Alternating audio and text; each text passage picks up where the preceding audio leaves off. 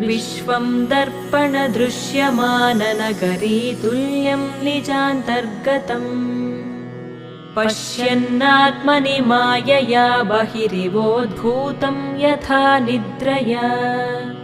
यः साक्षात् कुरुते प्रबोधसमये स्वात्मानमेवाद्वयम्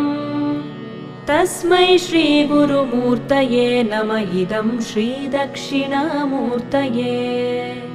तस्मै श्रीगुरुमूर्तये नम इदं श्रीदक्षिणामूर्तये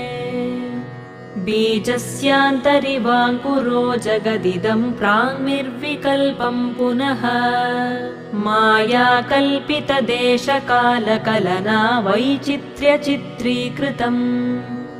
मायावीव विजृम्भयत्यपि महायोगी वयस्वेच्छया तस्मै श्री